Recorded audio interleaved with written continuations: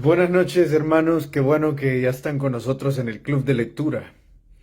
Bueno, quería recordarles que esta semana hemos estado viendo algunos profetas menores. Hemos estado viendo a Sofonías, a Nahum y a Habacuc. Y hoy terminamos con Ageo. No digo los profetas menores, sino que digo esta semana la terminamos leyendo Ageo. Si ustedes leyeron cada uno de los días, bueno, avanzaron muchísimo. Han leído al menos 4 libros de la Biblia.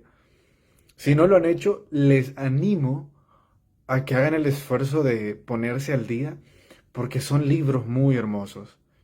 Yo les voy a dar hoy el contexto sobre el libro de Ageo. Les voy a dar algunas cosas que necesitamos saber para entenderlo y vamos a disfrutarlo un poco más.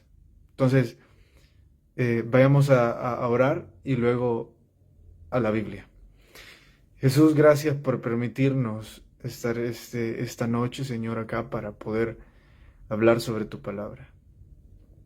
Te pedimos nos bendigas en este tiempo y nos enseñas a ser más como tú y menos como nosotros. En tu nombre oramos. Amén y amén. Bueno, déjenme darles un poco de contexto del libro de Ageo porque es importante que nosotros sepamos la información de este. El libro de Ageo forma parte de los profetas menores que yo ya les he explicado, que se les dice así no porque sean menos importantes, sino porque en comparación de cantidad de cosas escritas son menores que los otros profetas. Entonces, Ageo forma parte no solo de ellos, sino que también de los libros post-exilio. No, perdón, preexilio. Eso significa que se escribieron antes del exilio. En este caso, el exilio de Judá. Entonces, el exilio de Judá aún no había sucedido. Babilonia aún no había conquistado a la nación del sur, aún no había conquistado a Judá. Por lo tanto, Ageo es un profeta preexilio. Ageo, no, perdón, me equivoqué, estaba en otro. Mis notas estaban en otra parte. Sí es post-exilio. Es un profeta que sí predica o da su profecía después del exilio. En realidad, él es contemporáneo a Esdras y esta es una de las curiosidades de las cuales yo les quería hablar, que a pesar de que Ageo y Esdras predicaron al mismo pueblo, o sea, a los que vinieron después del exilio babilónico, o sea, pasaron 70 años en exilio babilónico, ahora regresan, a pesar de que son contemporáneos, en realidad, en Ageo no encontramos nada de Esdras y en Esdras no encontramos nada de Ageo. Pero sí en Esdras y en Ageo encontramos información sobre los dos hombres en cuestión, que son Zorobabel y Josué. Zorobabel como el gobernante y Josué como el sumo sacerdote. Si ustedes se preguntarán desde cuándo los judíos no tienen rey, sino que tienen gobernantes, eso es porque el único rey que ellos podían tener era por parte de la nación que los dominaba. Entonces, cuando eran los babilonios, en ese caso, el único rey que ellos podían tener era Nabucodonosor o el rey babilónico en turno. Por eso no tenían rey. Si había alguien dirigiendo en la ciudad o en alguna ciudad que no fuera Babilonia, entonces era un gobernante escogido por el rey. Entonces, en este caso, nosotros encontramos que ahora ya no son los babilonios que están con el yugo sobre los judíos, sino que ahora son los medo-persas. Y ahora Darío es el rey de los judíos porque él los domina, pero él escoge como gobernante a Zorobabel. Este Zorobabel era gobernante, no era rey, porque era alguien que el rey Darío había puesto para dirigir al pueblo y le debía explicaciones al rey en cuestión. Entonces, tenemos acá a el gobernante Zorobabel y al sacerdote Josué, hijo de Josadac. Ahora, tenemos que notar lo siguiente. Los judíos exiliados en Babilonia que regresaron hacia Jerusalén por el edicto de los medo-persas, en realidad no eran esclavos. Si bien es cierto, eran exiliados, si bien es cierto, eran personas que habían sido privadas de algunos de sus derechos, en realidad nunca fueron tratados como esclavos como tal. Nosotros debemos de recordar las historias de Daniel, Sadrach, Mesach, Abednego, el mismo Nehemías, que lejos de ellos haber sido maltratados de alguna forma, en realidad fueron muy bien tratados. El rey los hizo su mano derecha, los hizo consejeros, los hizo políticos. En realidad, los judíos, lejos de haber sufrido algún tipo de maltrato en el exilio, en realidad fueron muy bien tratados por las personas babilonias de Babilonia. En realidad hay muchas investigaciones que apuntan a que personas como Mardoqueo, otro ejemplo, que hay mucha investigación que apunta a que los judíos durante su tiempo de exilio en realidad prosperaron.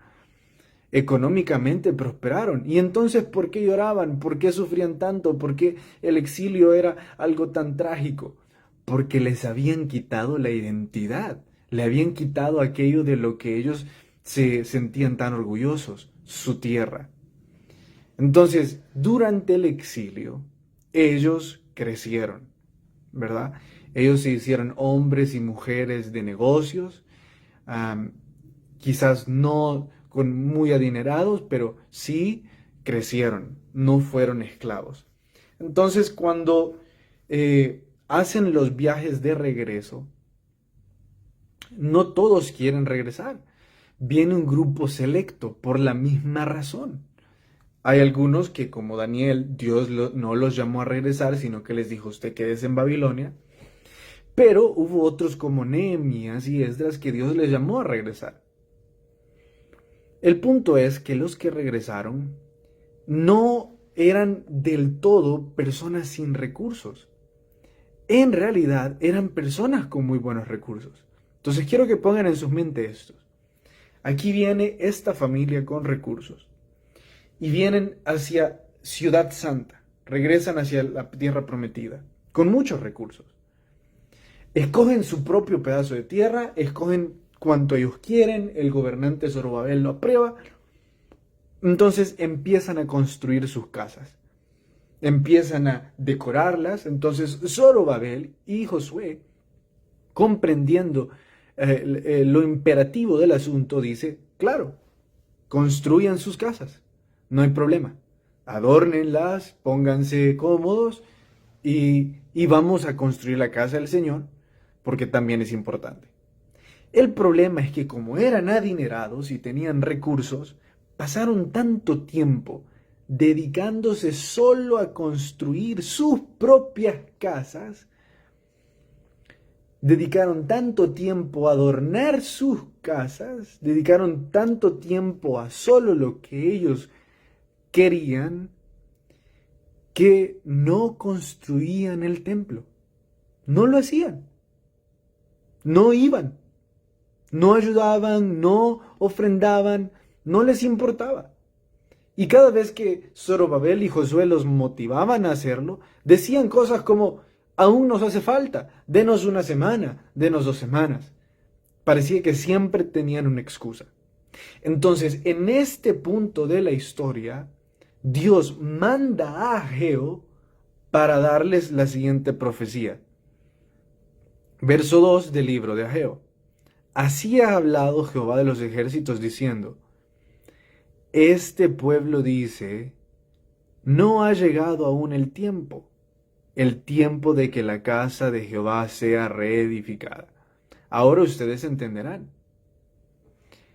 Entonces vino palabra de Jehová por medio del profeta Ageo diciendo, es para vosotros tiempo para vosotros de habitar en vuestras casas artesonadas y esta casa está desierta.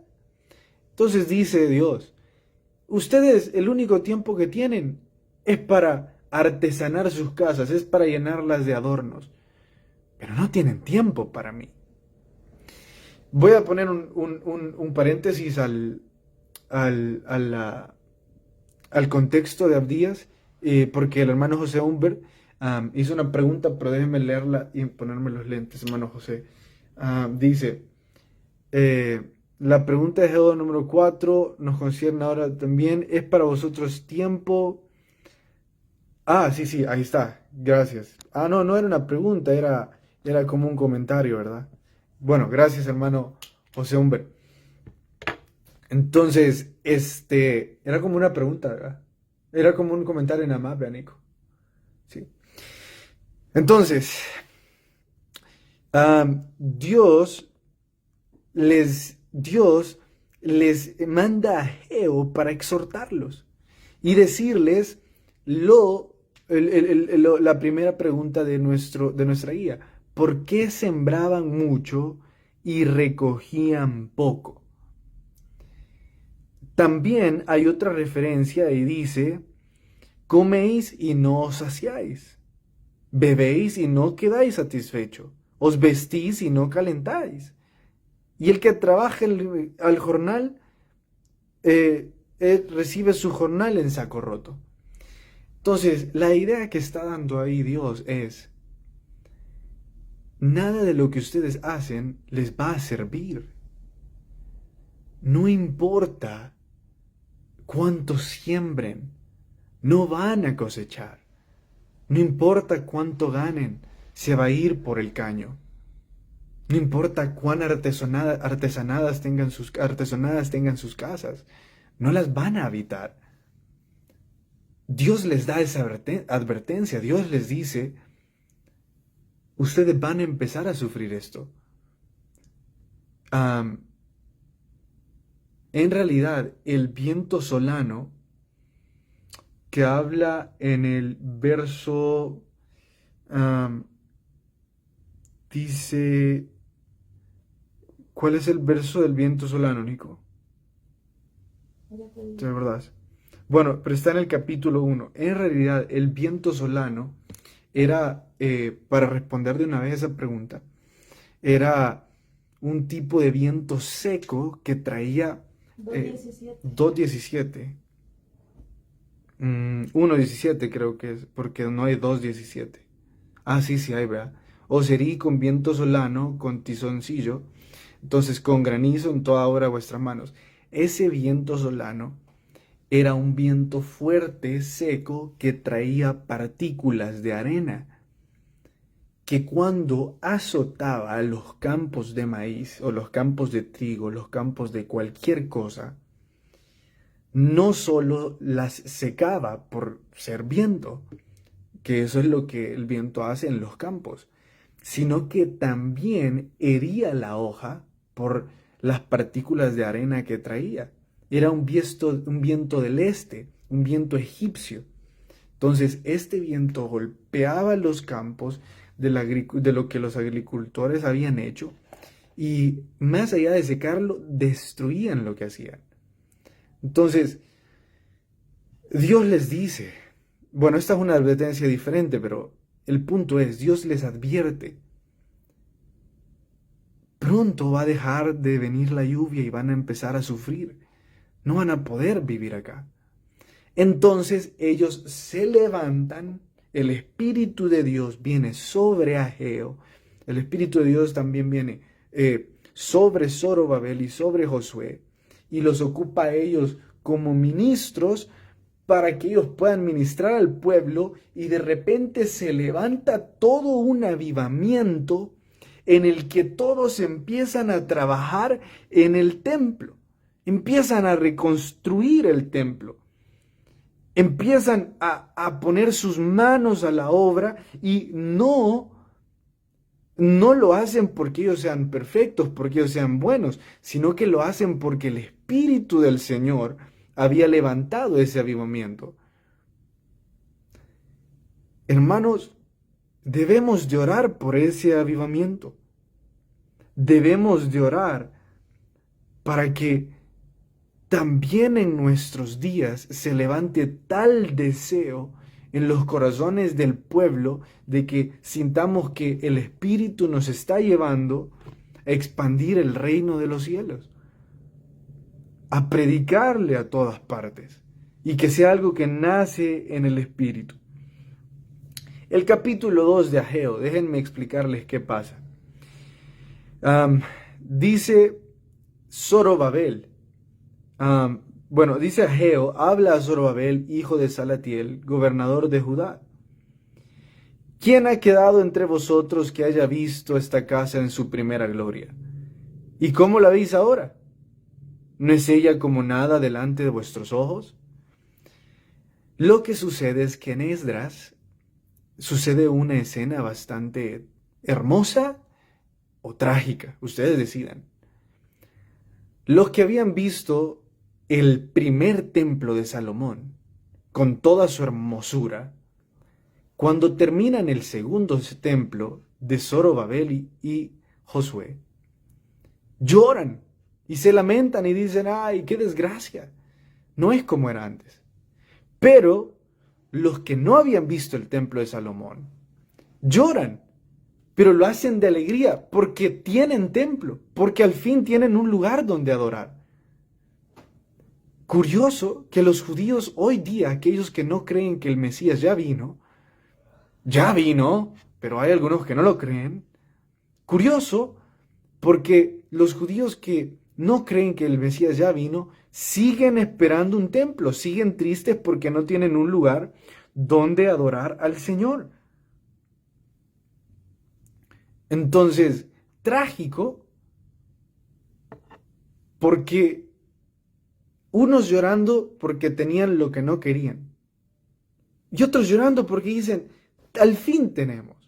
Entonces, en esa escena, Dios manda a Ageo para profetizar a Zorobabel y le dice, no te preocupes por lo que vos ves, porque este templo se llenará de una gloria muchísimo mayor que la que tenía el antiguo templo.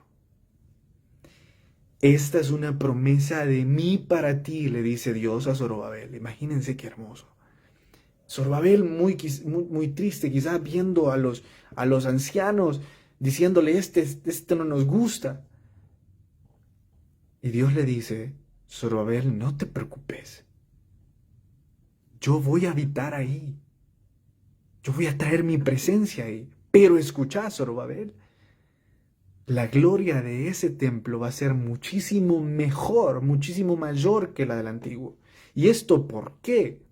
Bueno, no se debe a la remodelación que el gobierno de Roma hizo de forma populista al templo para los judíos, porque ustedes deben de saber que Herodes hizo una remodelación populista al templo, convirtiéndolo en un lugar no excepcional, pero hermoso al final. Entonces, no se equivoquen. La promesa no estaba hablando al respecto. La promesa estaba hablando de que el Mesías príncipe, Jesús mismo, Dios hecho carne, iba a visitar ese templo. Y Jesús, siendo la gloria de Dios, iba a ser mayor que cualquiera de los tesoros que Salomón había puesto en el primer templo. Entonces Dios le dice a Zorobabel, mi hijo va a poner sus pies en el templo que tú has construido con tus manos. Imagínense, el Zorobabel, quizás decepcionado, escucha a Dios diciéndole algo tan hermoso. ¿En qué termina el libro de Abdías, de Ageo? Es que ya ven, me he estado confundiendo con Abdías porque los dos son pequeños. ¿En qué termina el libro de Ageo?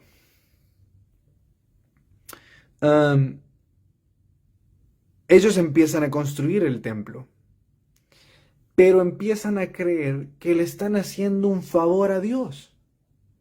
Empiezan a creer de que con sus ofrendas y que con su dinero y que con su poder adquisitivo le estaban haciendo un favor a Dios. De que el hecho de que ellos fueran a trabajar, a poner los muros, ya Dios les debía algo.